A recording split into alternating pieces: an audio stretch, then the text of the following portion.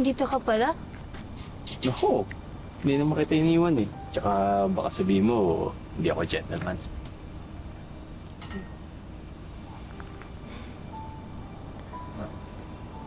Wala bang nakapansin talaga dun sa mga napagtanungan mo?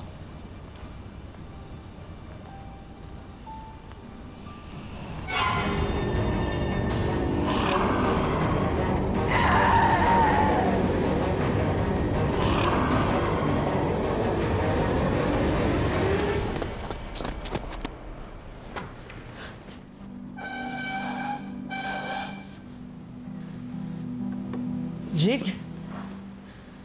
Luigi?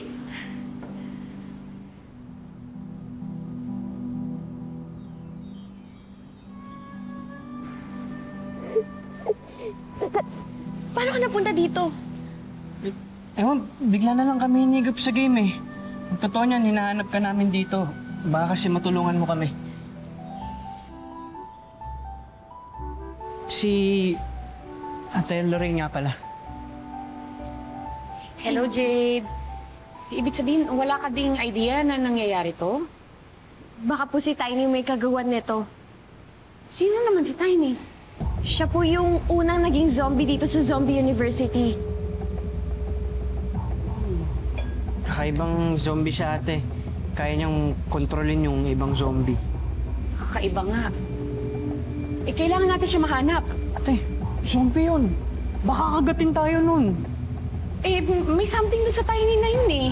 Baka meron siyang paliwanag kung ano tong nangyayari sa atin. Tsaka, wala na rin naman na tayong maisip na ibang paraan.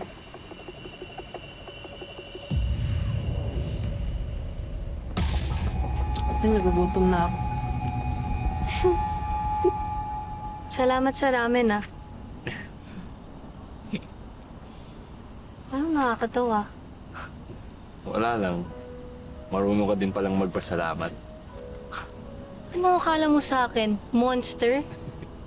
Masungit lang ako kapag masungit yung tao sa akin. Hmm. Pero seryoso, thank you, Red. Kahit papano, medyo kumalma naman ako. Favorite ko to eh. Ramen.